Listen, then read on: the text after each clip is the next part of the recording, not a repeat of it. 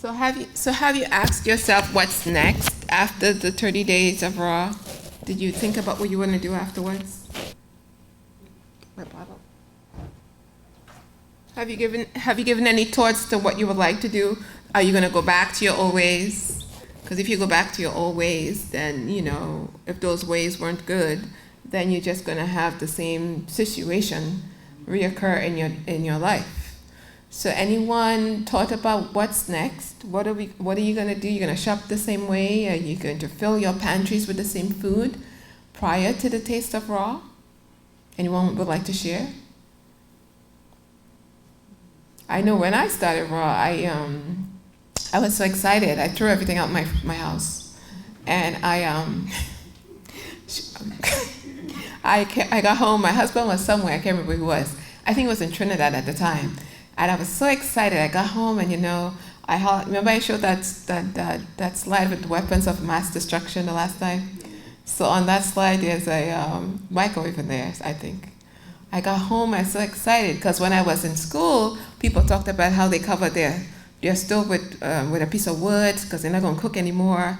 And I got home, and I was like, okay, I'm going to get rid of the things in my house of mass. I threw the microwave out, and I was telling him I could throw the microwave out, and he said to me, so honey, what am I going to eat? How am I going to have my food? I said, oh, I forgot you lived here. Okay. I had to go to the store and buy me back a microwave. But I bought one that was, didn't use like the microwavable thing, it's just like a small conventional oven for the toaster.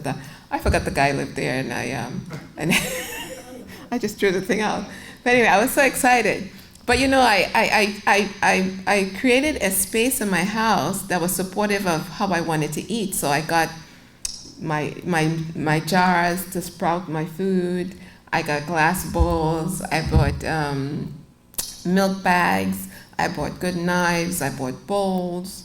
And as my journey continued, when I changed, I kept adding things to my kitchen, So I had the tools I needed. I got a dehydrator because there were the days when I wanted to make pizza or crust, or I wanted the food warmer, so I got the dehydrator, and I got good spatulas, and I just purchased things to support my choice in the way I wanted to eat. And I have been blessed ever since, and I'm grateful for that path that I took. And I'm just happy that I just love it because the food is so much color and so creative. So I enjoy creating the food as well as eating it as well, and sharing with people who appreciate the same thing as well too. Anybody would like to share? Yeah, you want to come up or you want to speak loud? Okay, speak loud. Mm-hmm. Since I started, I didn't complete it, but Mm-hmm. I did make some changes. And my daughter witnesses, because my daughter was going through a lot of problems with her stomach, gut issues, and things like that at Right. a very young age. Yes. So I told her we can come together and work together and make these changes at home. So that's what we started doing. Wow. So we're starting to buy the produce and things that we need, Right. organic, and to make that change.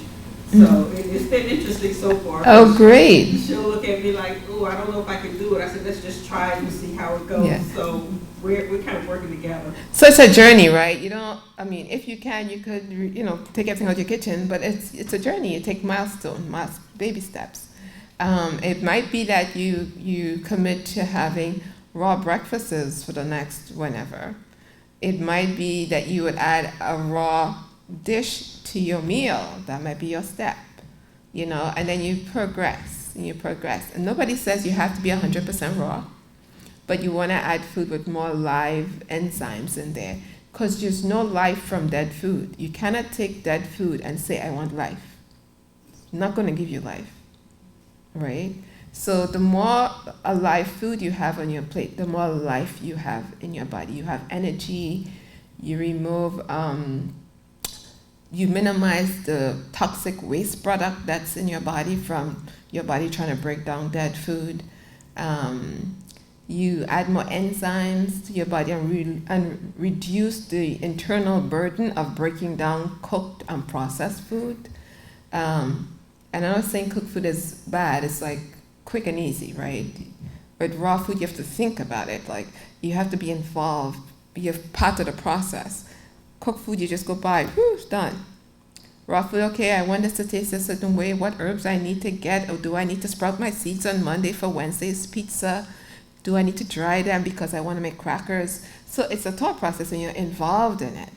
You know, I have to think about, am I getting all my nutrition on this raw food? Like what I'm going to put there. Am I just going to eat salads because it's so easy? No, you have to bring more. You have to have some sprouted grains and bring more diversity into the raw meal to get that rainbow of nutrition that's in the raw food. You have to include herbs. You have to include sea vegetables. So you're going to be thinking differently, you know. If you want to stay on it and eat more of it, you want to make sure you don't get deficient. And you'll hear out there most people saying that if you stay on raw food, you'll be deficient of your nutrition. That's not true. If you stay on raw food and not educate yourself and eat more of a wide variety of food, yes, you will get deficient of stuff. And if you don't chew your food well, and if you don't prepare it well, yes, you will get sick. And if you only eat nuts and seeds, you can probably put on a lot of weight.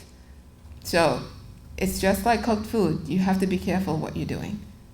All right, raw food on itself is not going to be a miracle. You have to partake in making sure that you're preparing wholesome, healthy, nutritionally tasty food to maintain your health. Right? Any other questions? I have another question. Or comments? Yeah.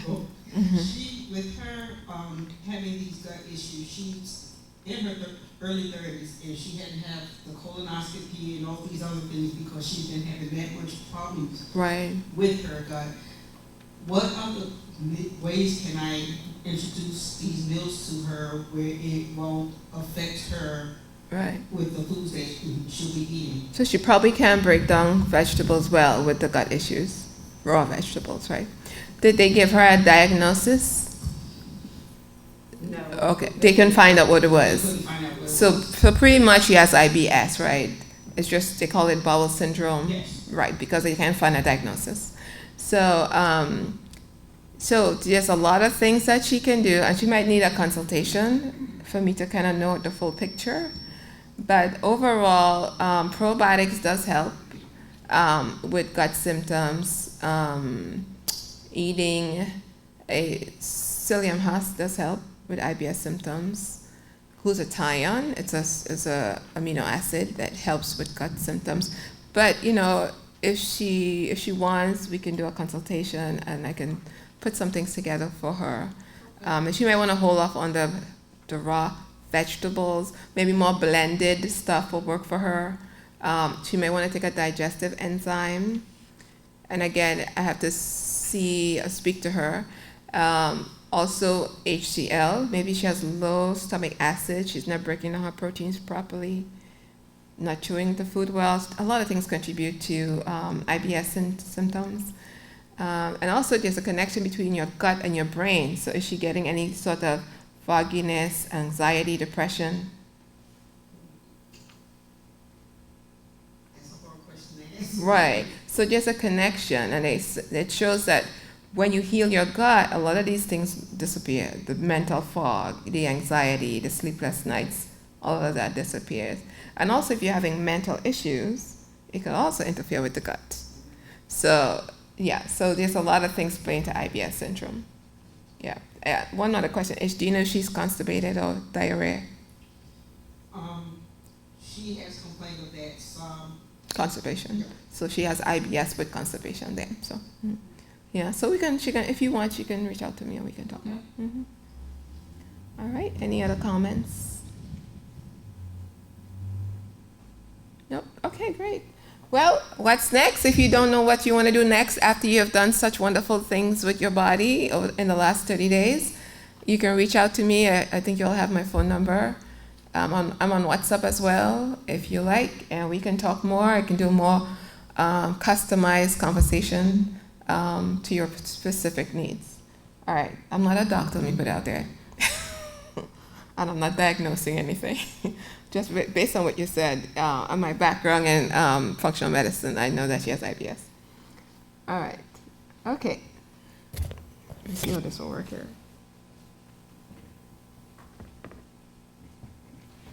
Where can I go? Is that good? All right, so this should be fine. All right, so today we want to take a look at biotransformation. That's a new word. Have you heard that before? No, okay. Well, we're going to talk about biotransformation. Have you heard about detoxing? Cleansing. Have you ever done a detox? Have you done a detox? Nobody? Mini ones. You have done one? Anybody wants to share what kind of detox you did? Like what was included, if it was food, juices, something like that. Okay, that's a detox. For 18 months, eating chicken, and I love chicken. I still eat other meats, but I just stopped eating chicken. Okay. Okay. When I stopped eating chicken, because I didn't eat a lot of the red meat, but I was more towards the chicken and the fish. But it gave me more clarity. It was hard at first, but I was watching this segment on YouTube, Tabitha Brown about Tabitha, yeah, I know her. what the health or something like that. Yeah. So they were talking about, the bad things about chicken and stuff, and I just felt so, compassionate about little chicken, and Aww. I need to stop. I was eating too much chicken, I was gaining so much weight. Yes. But as I cut that back, I started, thank you. As I cut that back, I lost probably maybe about 7 or 8 pounds overall, and just had a lot of. Just stopping the chicken, right? Just because I ate so much of it. Just remember what you just said. You stopped at chicken and you lost weight. I did. Yeah, and you felt better? I did feel better. There you go. That's a testimony. You gotta start. You have to start in the mental. You have to convince yourself that this is what I want to do. Otherwise, if you walked in front of, I'm just going to say KFC, but if you walked in front of a meat place, you just go for the first piece of chicken. Same way if you detox yourself from, say, desserts, say, cakes. Yeah. If you're not mentally convinced, the first beautiful looking cake, well frosted, you're going to grab it and start eating it.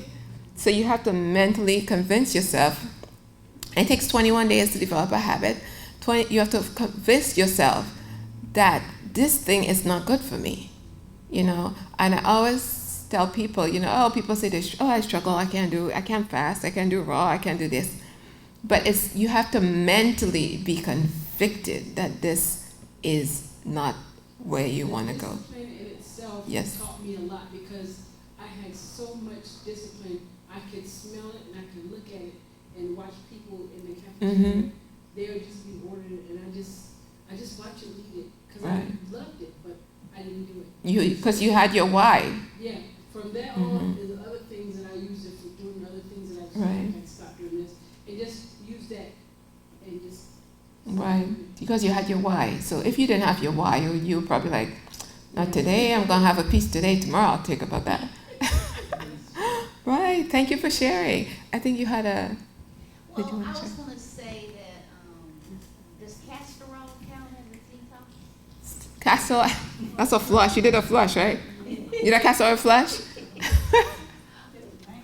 What's a good 2-day detox?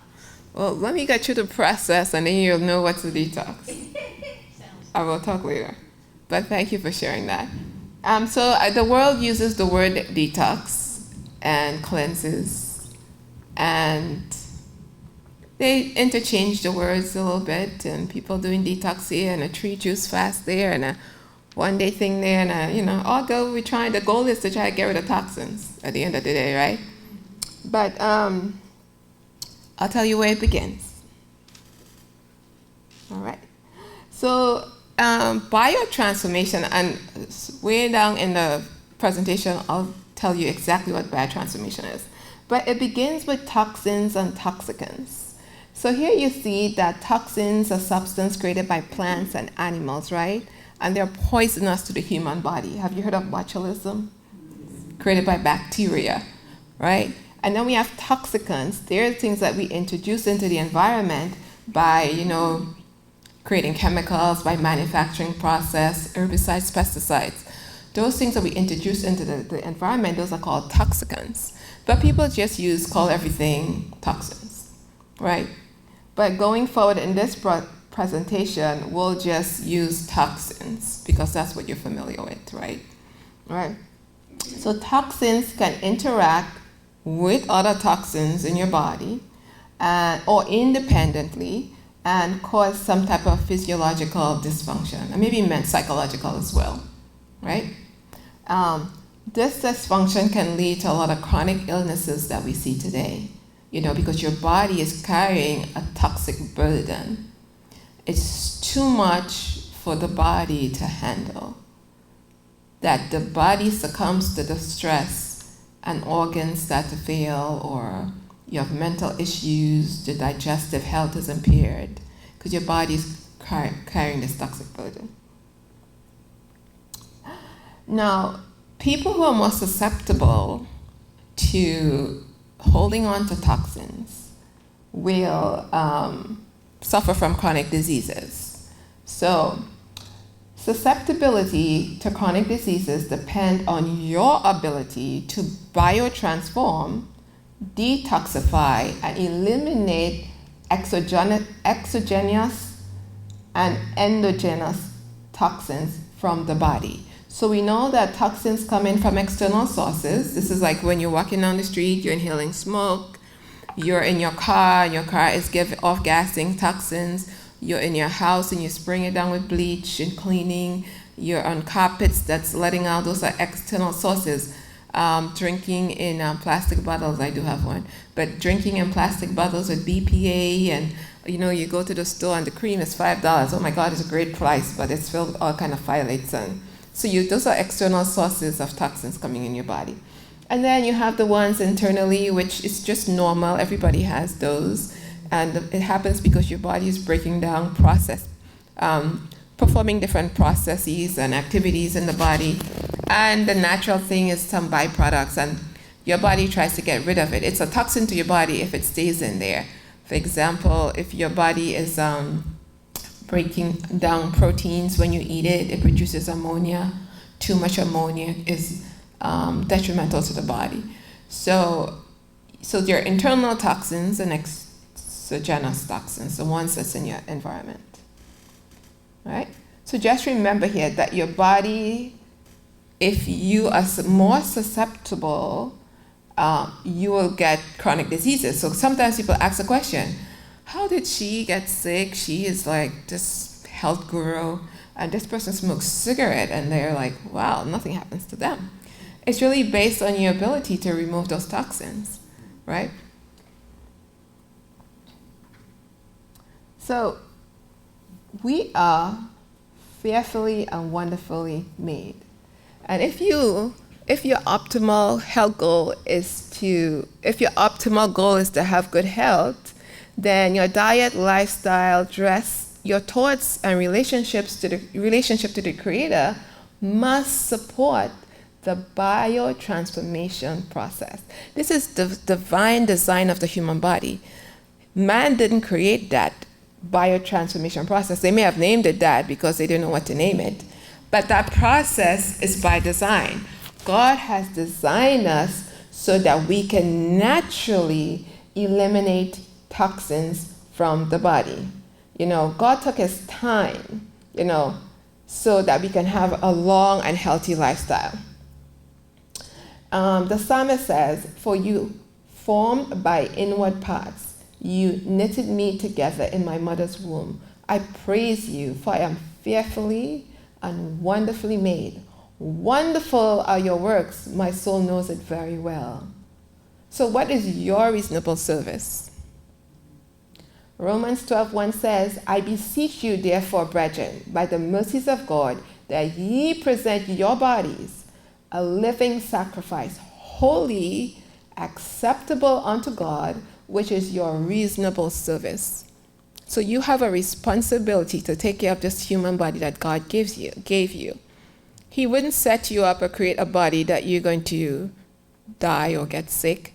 We need to be obedient to the principles that God has given us so that we have a long and healthy life. Granted, there are things that happen that we have no control over, but for the most part, we need to adhere to the principles and support the natural processes that God has built within our system so that we will have a long and healthy life. So I'm going to read this, and I added one more. I know you remember this from the last time, but I added one extra thing to this. We are what we digest and absorb and what we do not eliminate. Do you agree with that? Do you agree? So the toxins that we do not eliminate becomes a part of us. It's stored in our body. So some toxins love to live in fat. Like it would not live anywhere else but in fat storages. So some people who try to lose weight, they find it very difficult because if they're not supplying the body with the nutrition it needs, so when they start losing weight and the toxins start releasing from their system, if the body doesn't have the right antioxidants and things to neutralize those toxins, it would just go back into the body and go reabsorb into the fat. Excuse me, sorry. And that's why they have a hard time with losing weight if they don't have a program together that would support proper detoxifying or support the biotransformation process, right? Because the toxins just wants to live in you. It wants to stay alive. And some of those toxins are called POPs. They're persistent organic chemicals, and they're in our environment everywhere. They use it in agriculture, they use it in manufacturing, and it just sits in the body. And it could last for years, too. Okay, so what toxins are we storing? What are we storing from external environment? We are storing things like drugs, right?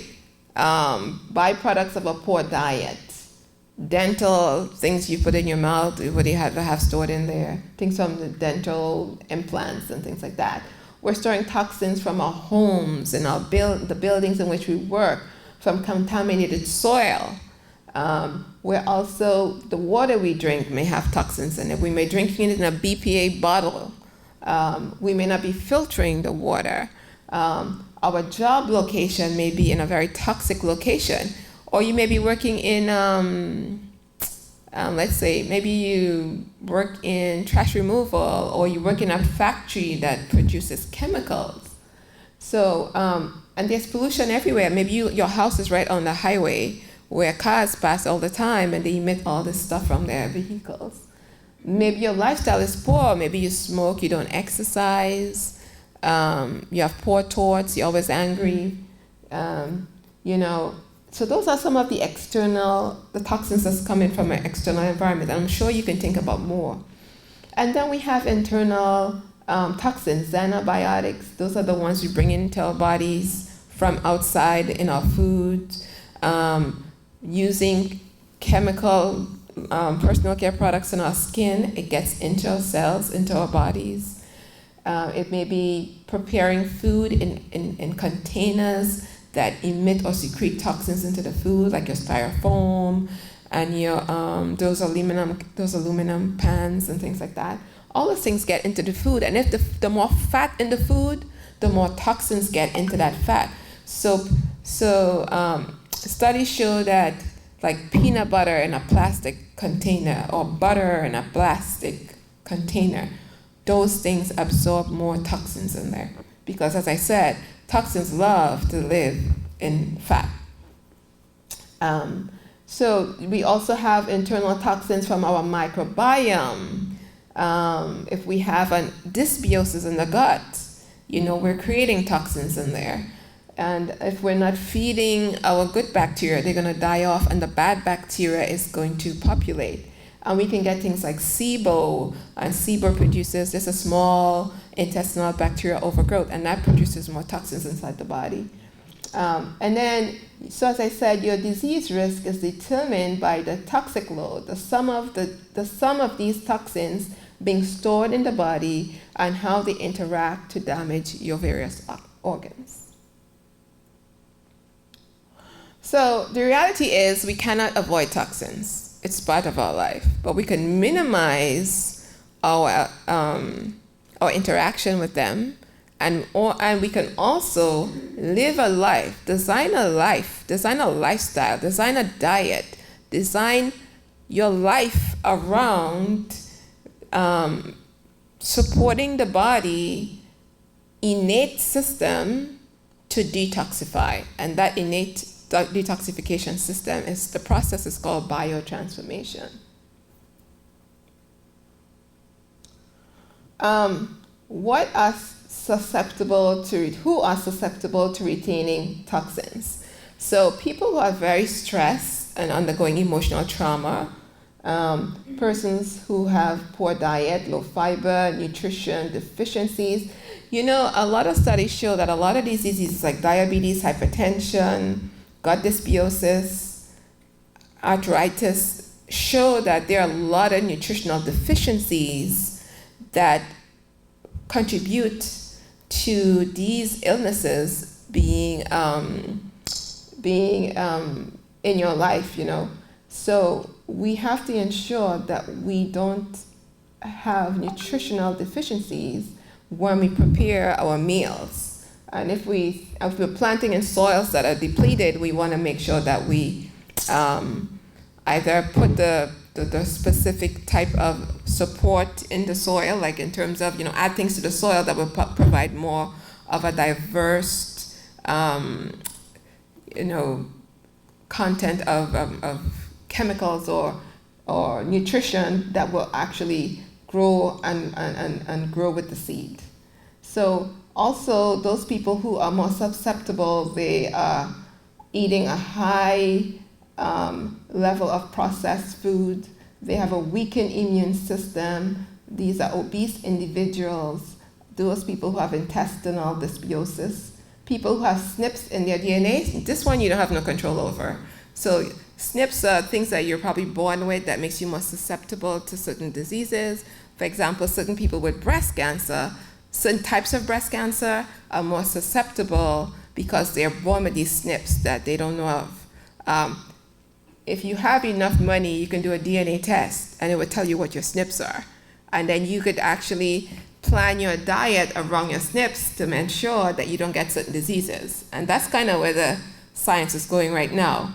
You know, creating diets and nutritional programs around people's SNPs, because sometimes you give somebody a particular, for example, somebody's eating apples and greens and that works, you have no problem. But then you take that same apple and greens and you give it to somebody else and they have a problem with that. They may start swelling up or something.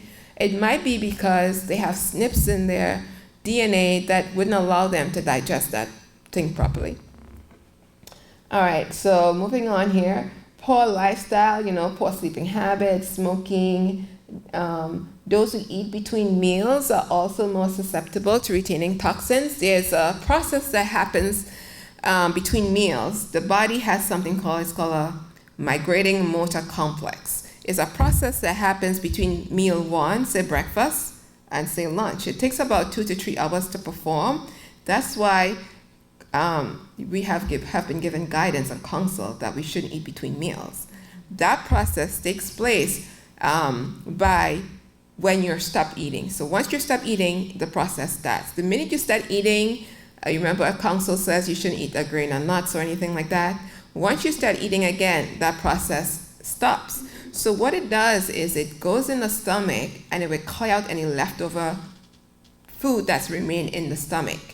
And it takes about 2 to 3 hours to clean out what's left over, and then you're ready for your next meal about 4 to 5 hours later or 3 to 4 hours later.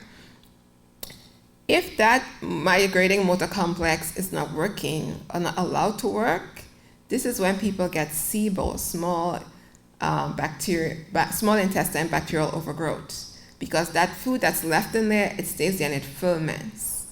And then your bad bacteria, it feeds your bad bacteria and it populates. And then all of a sudden you have digestive issues, you're belching, burping, gassing, and everything because you have that small intestinal bacterial overgrowth. You may have fungal overgrowth as well. You may have dysbiosis. So that's why it's good to really stick to that don't eat between meals kind of thing and let the body does its process by clearing that leftover debris out the stomach.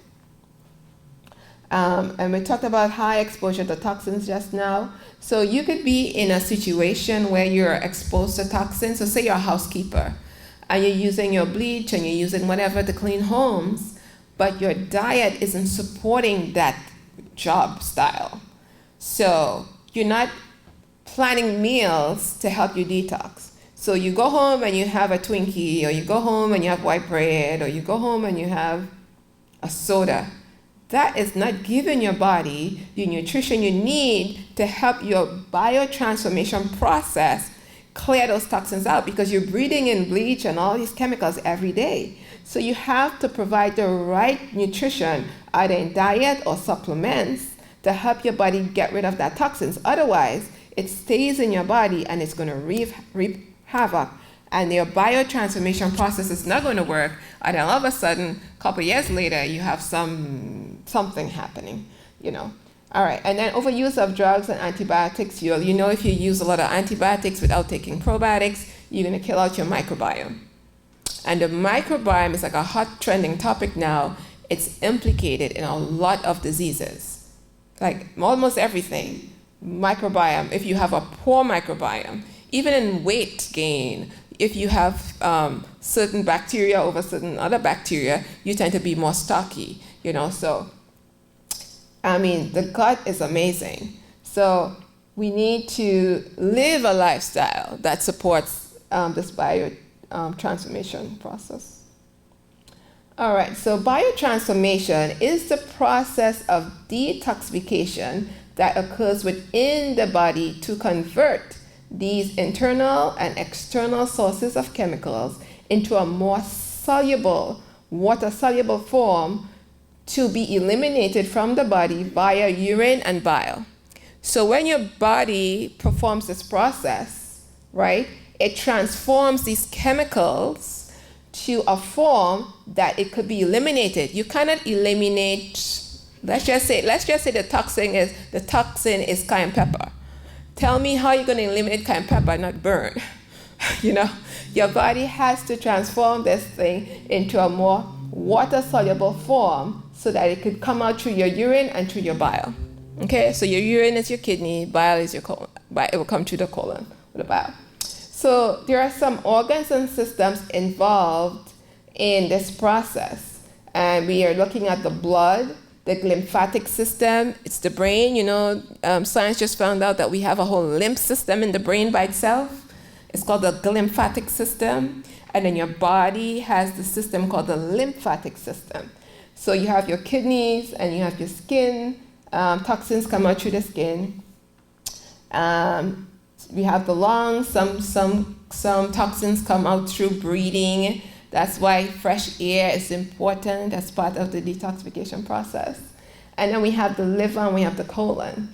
Now, the liver and the colon are the two key major organs in this process. The other ones are more supporting. But the liver, a lot of things, the parties in the liver, that's where the action takes place, in the liver area. And the colon, more specifically, the gut microbes will support the specific microbes in the gut. And I'm trying to stay away from too much science here. I'm trying to keep it close to simple as I can so that you can understand. I remove a lot of the science. But the gut microbes, there are specific ones that are very important in helping the body to remove toxins from the cells. Anyway, so the biotransformation process is a two-part process. The first phase converts your fat-soluble toxins, that's the ones I said I'd like to live in your fat cells, into water-soluble. And then the second phase of the process will render those toxins less harmful so that they can be eliminated or excreted from the body via the organs of elimination. Okay, so we went over this before, so I think I can jump over here if I'm over that. Okay, so we talked about cleansing and detoxing just now, right? So people do cleanses all the time, but cleanses are not detoxes, and people use the words interchangeably, and there's a lot of stuff out there in the world.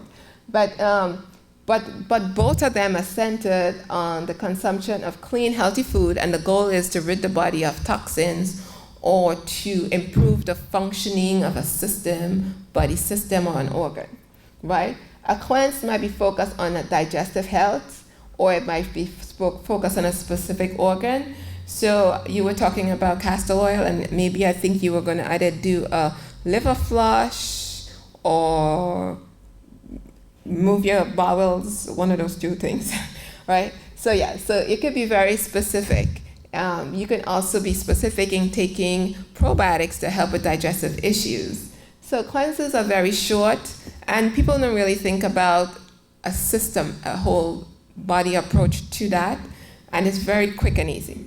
A detox is more of a systematic approach where all the organs, all the systems come into play, and the body, and it supports the body's detoxification pathways. Now, I'm not going to get into the pathways today because that's a whole presentation by itself. But there's some pathways. You know, there's a couple of roads, different roads to get to one place sometimes. So there are different roads to get to the final, the end goal, which is biotransformation. So we're not going to get into that today. But a detox supports those pathways. And it also has a nutritional requirement to make the detoxification process efficient, for it to work well. And it also includes all the necessary organs that we just spoke about that's key to ensure that the biotransformation process takes place. So the body, as I said, has an innate ability to detox. You know, God put that in us, right? He knew that we will drift away from his original diet and drift away from his original lifestyle, drift away from where he wants us to live. And so he placed that in us so that our bodies are able to remove the toxins. But sometimes the load is too heavy for the body. We are overwhelming the body with a lot of these things, and therefore the body cannot detox efficiently as it wants. So usually you'll hear people saying, I'm going to do a detox next week. I'm going to do one next 2 months. So you're planning for that, right? So what shall your body do until next week or next month with all the toxins? Freak out, right? But the Lord knows that you're going to do that. So he says, I'm going to make you detox every day. This process works every day, in and out and in and out. But the problem is we don't eat a diet, a lifestyle. We're not where we need to be to support that process. But it's available for us to take advantage of every day, right? And I'm not saying you shouldn't do those 3-month detox or whatever, but you should be supporting this process every day because God says it's working. Put the fuel in there for it to work, all right? So consequently, when we don't have the nutrition and we're not doing what we need to do, we start getting cells malfunctioning. And remember I talked about the levels of organization. It starts with your cells and it goes to your organs. And so there's a process. So once the cell starts to malfunction, then you get the organs starting, the tissues start malfunctioning.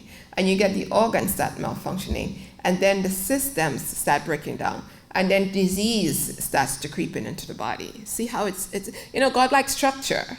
There's divine structure. We as human beings need to follow the divine structure, so that the Lord could bless us, right? Okay, so biotransformation, it says, it's natural occurring process. It's part of God's design, as I said before. It's constantly active. That's what I just said. It's energy dependent. What does that mean? Where do you get your energy from? From your food, from being in the sun, right? It is nutrition dependent as well. Nutrition comes from your food, eating your macronutrients and your antioxidants and different things like that. It's impacted by your genetics. If you have SNPs, it may not work well. But that doesn't mean you don't support that. You may need to know what your SNPs are, or you need to pay attention to your body and actually eat to support your deficiencies where, because we really can't change our SNPs. At least they haven't come up with a solution yet.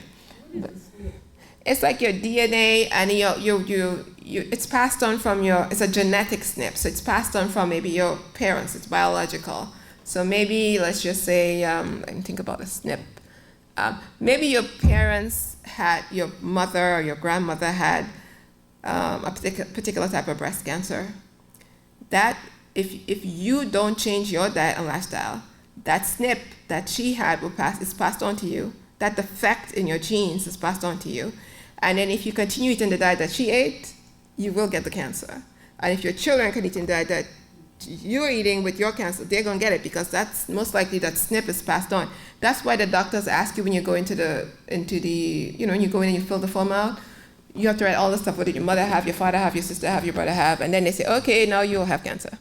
Now, I never tell them what my parents have, because I don't want them to say I'm going to have something. I am not going to claim I am having something because of my parents.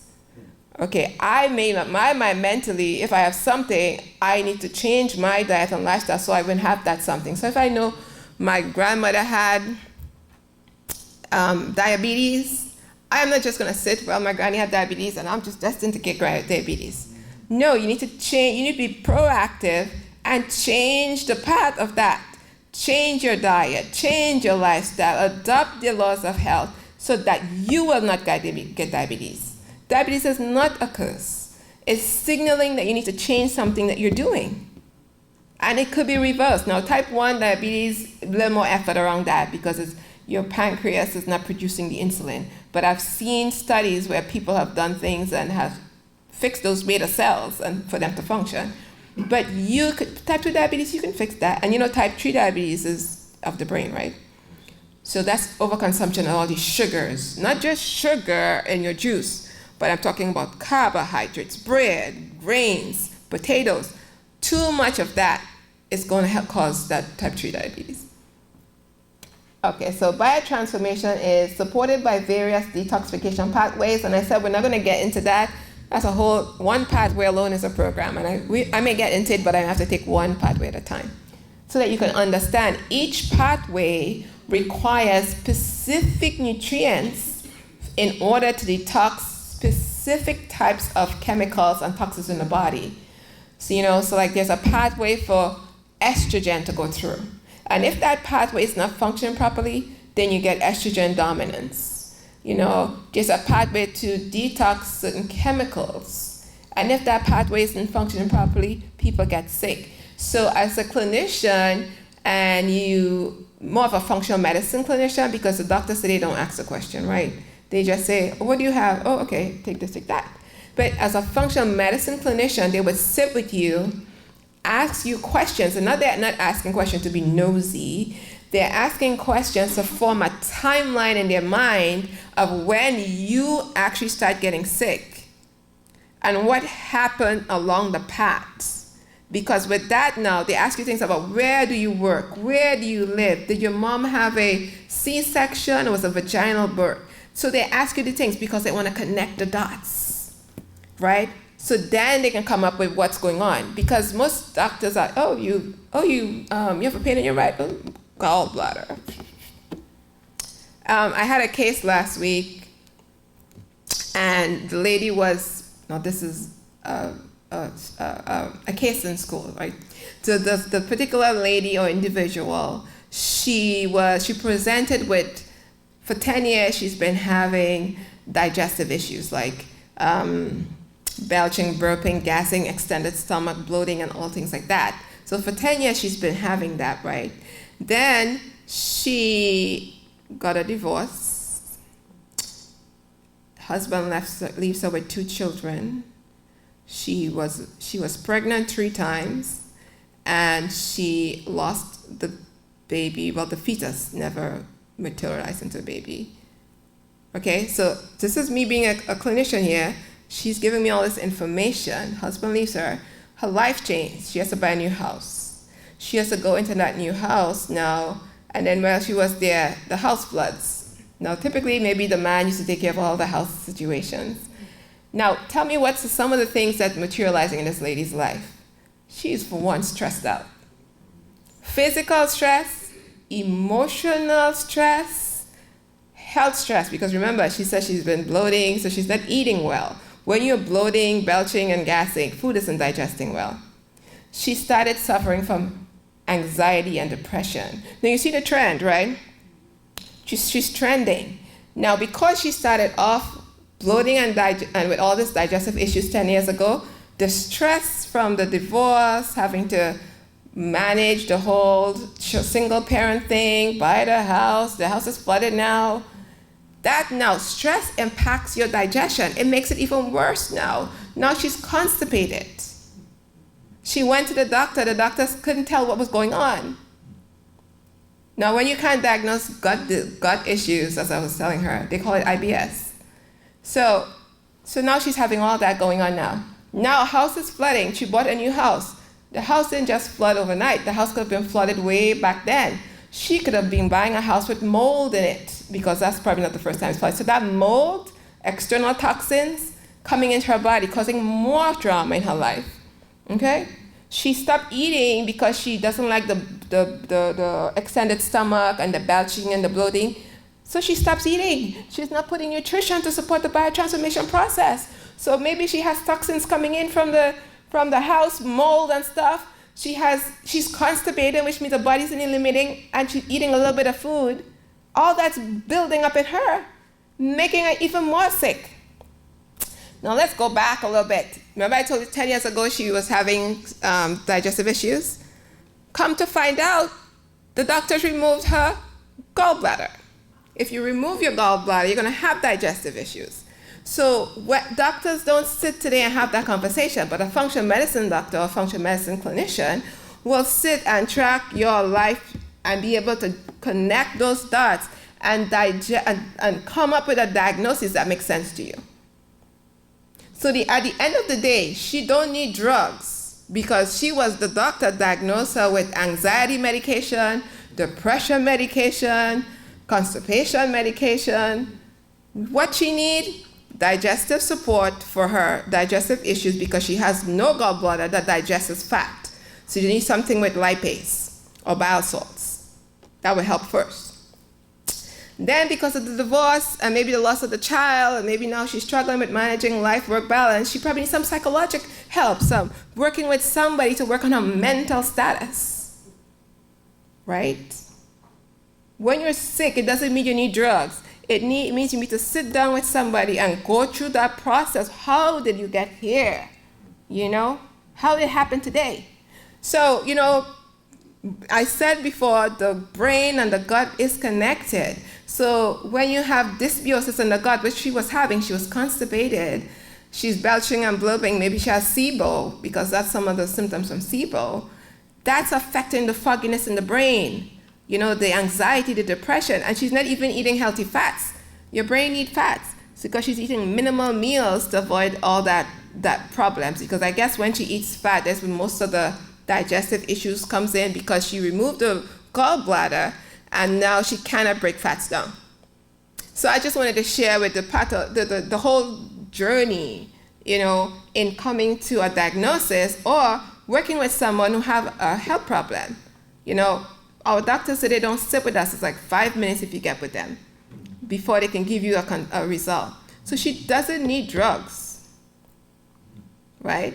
She really doesn't need drugs. And then she's sitting at her desk all day, which some of us do, so she's not exercising. Your body needs to move toxins out as well. She's not getting in the sun, so vitamin D is low. Her immune system is low as well. So, you start connecting dots as a functional medicine clinician or whatever, and then you can come and support that person with the proper diet and nutritional support they need, and also to support the natural innate biotransformation process that's in our body. She literally shut down her biotransformation process.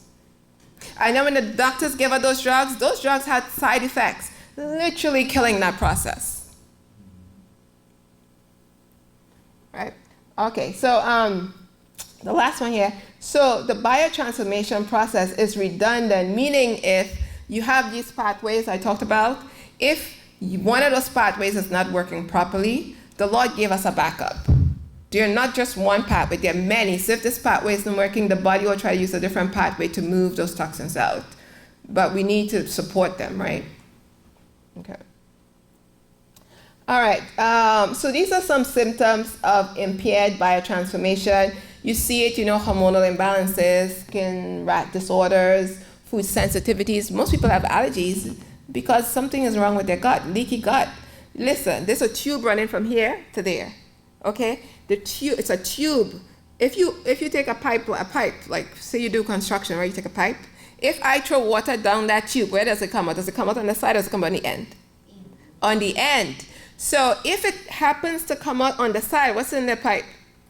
Holes. It's leaky. It's leaking into the blood before it gets to the point where the body is going to break that food down or whatever is coming in and only send to the blood what's needed and get rid of the waste. So that's how allergies come in. This food sensitivity, things are leaking into our blood that shouldn't leak in there. We need to fix our gut, fix the microbes.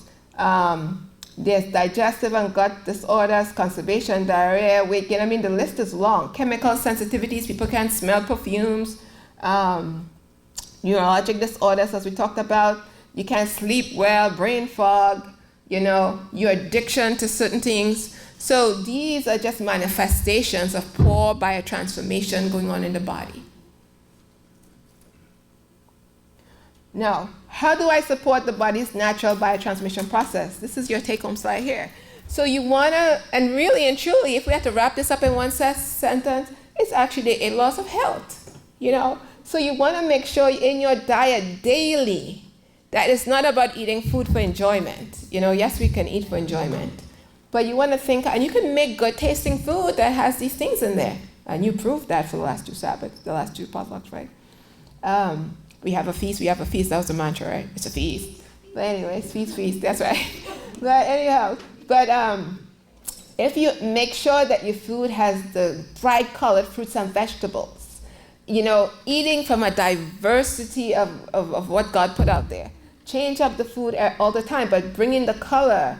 Make sure you have phytochemicals in your food, curcumin, which is turmeric, ginger, all these things support digestion and moving toxins out. And I will show you a summary of what I talked about in a minute, and you'll understand where this food plays in the whole biotransformation process. We want to have healthy fats. Our cell walls, the structure of it is fat, And if we don't have healthy fats in our diet, all these processed cooked fats are toxins, right? We'll be breaking down our cell walls. And that's why sometimes poor cell wall structure is implicated in diabetes, because those because the insulin, the receptors are not coming up to connect with the insulin, right? So it's damaged, so they can't connect, right? So when we think about eating healthy, we want to make sure we have healthy fats. We want to have good protein. I put animal source of protein, but we know that we're not supposed to be eating animal sources of protein. And we need to have the fiber to feed our microbes. We need to have the probiotics to do gut restoration. And there are a lot of things that we wanna put in here. I was reading a study yesterday, and there was something called forest bathing. Have you heard of that? It was interesting. It was a sexy word that they use in Japanese, but I wouldn't say it now because I'll bite my tongue. But it's called forest bathing. Forest bathing, and I'm thinking going there, take your clothes off. Yeah, that's not what I'm saying. I mean, you go into the forest, go into nature. What's the counsel on where we should live? Go into the country. So these Japanese people, as part of their culture, forest bathing is priority as a means to preserve good health. Forest bathing is actually just going into nature and using the senses. Who gave us these senses? We have about 5, right? The senses that God has given us to connect with nature. Observe, inhale, exhale, fresh air, sunshine. Bathe with the microbes in nature. When you go into nature, back in the day, used to dig in the soil and plant food, walk bare feet. Now we're so clean, wearing shoes everywhere. We're not digging in stuff. We're going to go buy the soil in Lowe's because the soil is so clean. They kill all the microbes in there. So we are so clean, we're killing our microbes. So our gut microbiota is not as diverse as it should be, making us sick because we're losing the microbes that will help us be healthy. But when you go into the forest or into the countryside, you are bathed with all those microbes. If you can sit there, you can take a stroll. It's not about going there to jog. It's just going there and really connecting with nature, breathing in the fresh air, looking at the flowers. See the blessing Man did not create the forest. God did. So you see the blessing that God has for us. And you observe how trees are growing. And you see how trees become fruits. And you just connect with nature that way. Right? It helps your mind. You wouldn't be anxious. You wouldn't be nervous or depressed. It puts a joy in your mind. So Japanese do that all the time. We want to go to the mall to shop. Right? And everywhere must be so clean. We have to wear shoes all the time. We don't, I can't walk outside bare feet. I ain't saying go walk in dog poop or stuff like that. But find a clean place that you can walk in on the grass. And being in technology, because I work in technology in my day job, that I get paid for, the day job.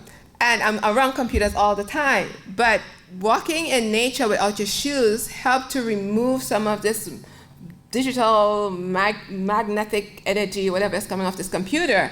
It grounds you, like you walk and it's released into the earth when you walk bare feet outside. So I had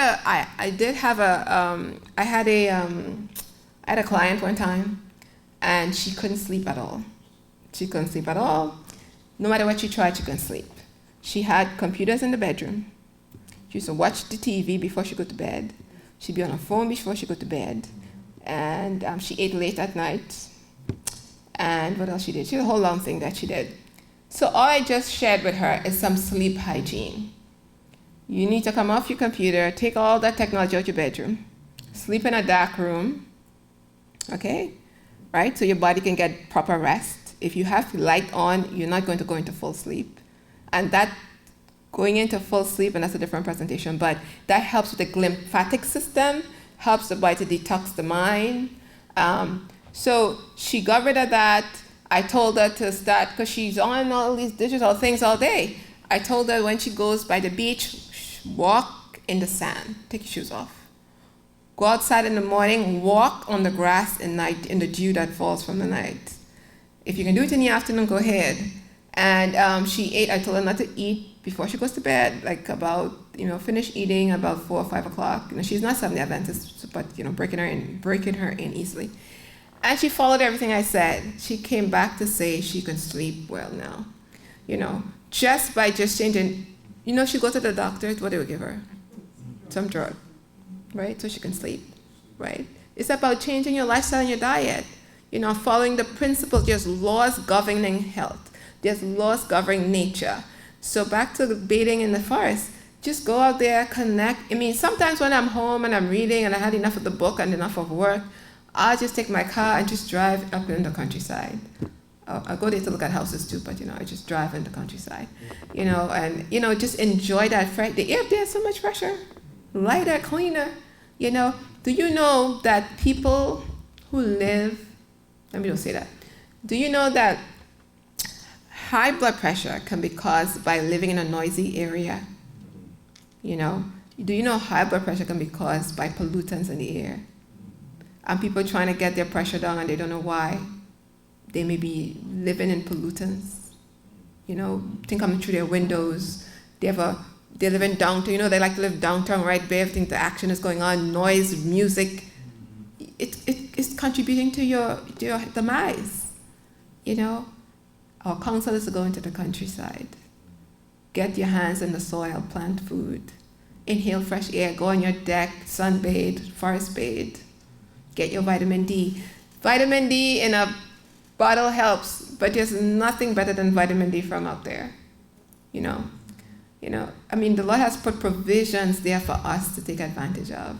And we need to walk by faith and trust that His provisions are enough for us to live by. All right. So this is just a small sample of what you need in order to support the biotransformation process that the Lord gives us on a date. Remember I said the Lord's detoxification plan or process is daily. Man tells you, I'll do it 3 months, I'll do 4 months. Daily. So you don't wait for 6 months to put your tomatoes together and your cucumber together to do a juice fast. Every day you put these things in your body. When you plan your meals, and sure, do I have enough fiber? Is there enough color on my plate? Do I have more live foods than cooked foods? How much processed food am I eating in a day? Because you want to make sure you're supporting that process. Okay, don't fall off your seat. The slide is busy. but it's okay. It's okay. Breathe. It's not that bad. I wonder if I can show it. Yeah, okay, perfect. So I'll talk you through the parts that are easy to follow. So here we have toxins, right? Remember we talked about toxins love fat, so they're fat-soluble toxins. So I talked about the phase 1 process. So this is where the body transforms those toxins into water-soluble toxins. So these are some of the supplements. Now, I don't say go buy all in a pill, but sometimes we may have to get supplements because our soil doesn't provide the supplement, the nutrition it needs to the plant. If you're living in the country, you may eat wild. Part of the forest bathing is eating wild food, forest food, your herbs, your wild berries, eating in the wild, juicing wild food, your comfrey, your dandelion, your plantains, all those are edible, your porcelain, your mints. Those grow in the wild, not the ones that sell in the store. Those are like, hand prepared. They take out this, they take out that. They want it to look greener. The apples are sweeter. Those are, they're messing with God's food. Anyways, so the phase 1 process here that's going to transform those toxins coming into water-soluble form. These are the things you need to make sure you have in your diet. You notice that the B's are very important here. Your B vitamins are important. You can get them from your food, or you can get a B complex, a food-based B complex, right? And then you have your protein, which is your amino acids right here. So that's why I say a cleanse with just juice is not really a detox, because you do need other things to help your body really detox and transform those toxins coming in. Now, some people may need more than others, as I said, based on maybe where you work, type of job you're doing. If you're stressed a lot, your nutritionist or your functional medicine doctor may add more things to this based on what situation you're coming with, right? And then phase 1 goes into phase 2, but there is a stage here. Now, in transitioning from phase 1 to phase 2, the body may reabsorb some of that toxins. And those toxins, after they've been transformed by phase 1, they become worse than what they were originally. They become worse and more damaging to the body and the cells. So what happens, the body needs to have all of these nutrition here to protect it from the damaging effect of what happened in phase 1. So that's why you need to have your zinc and your copper and your vegetables and your onions and your ascorbic acids and your different things like that to help support and protect the body from what damage could happen between the phase 1 and phase 2 process. Okay, so then those toxins that have been transformed in phase 1, they go through the phase 2 processes, and this is where the body, the liver, makes them less destructive to the body. Now, if you don't have these things in place, then they're very destructive and your body can't perform the phase 2 process properly. Okay? And once it's transformed in phase 2, the body will send it out as water-soluble waste via these elimination organs. So you hear a lot of Seventh-day Adventists talk about organs of elimination. This is kind of, I don't know if they're talking about this, but these are the organs they're talking about here. So this is like your kidneys and your skin, and that's why they want you to sweat. They put you in saunas. And this is why they make sure the kidneys are working fine, and you're drinking water, and you're excreting things, and you're not constipated. If you're not constipated, things will be reabsorbed into the body and cause problems. So these are the organs of elimination, but you also need different systems within the process to support the biotransformation process. So God's detoxification process happens every day.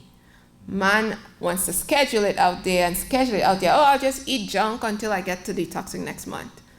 No, you're messing up your biotransformation process, right? And what man is going to give you next 4 months may not work as well as if you had this working every day. Don't you drive your car every day? Don't you want to make sure it works fine every day to get you where you need to go? Well, it's the same with your body. Think about the biotransformation process as that. Make sure it's getting what it needs every single day so that you're working optimally, you're detoxing. And don't be constipated and wait for 6 months, I'm constipated. No, I'm constipated. If you have to do an enema, do it. If you have to take something to move the blockage, do it. Don't let it sit there, okay? All right. This is just another version of it, a picture of it here, of what I just said. This is a little bit more clinical, if I may say. But this is just what is, it talks about the nutrition used here. You see your B12 in there and your flavonoids, and all these are fruits and vegetables. Here, most of it. So when people say they don't eat fruits and vegetables, I'm concerned. You're not doing yourself good by now. And when the doctors say don't eat fruits and vegetables, I'm concerned too. Right? But then you say you can have the cake and you can have the pie. I'm concerned. Okay? Okay, so we can get into that. It's a little bit high level there. So, okay. So your takeaway here is the body has its own detoxification process called biotransformation, and it's given to us by God. Well, man named it biotransformation, but the process is there. It is constantly active, and we need to support that activity day in, day out. It is dependent, and sorry for my bad spelling, on nutrients and your lifestyle. You cannot just not exercise. You cannot just go smoke and put foolishness in your body. You're going to damage that process. Your susceptibility to disease depends on how well this process works. So don't look at your neighbor because they're breaking down things different to you. Your husband is breaking down different to your wife. You need to support your process. The main organs involved are your lungs, your kidneys, your blood, your skin, your gut, your liver, your lymph, and the lymphatic system. I didn't put that there. And we need to have a diet that supports the daily biotransformation process, as I set up there. If nutrients from phase 1 is missing, phase 2 ain't happening. So you have to make sure that you're eating a wide diet. And then poor biotransformation can manifest itself as various diseases. Okay? And I thank you for listening. I just want to thank you for allowing me to share with you the little bit that I know. And I pray that it was valuable information, and that you will not just absorb information, but you're doers of information. And that you just take a step. You don't have to do it all one time, but then you could just take a step in the right direction to create a lifestyle. And I am not saying that if you follow this, you would not get any disease, but it sure will make it easier, and the road that you have to travel for recovery will be a lot easier, a lot lighter, right? And the Lord, once we are obedient, the Lord will facilitate the rest, So thank you so much. Amen. Amen.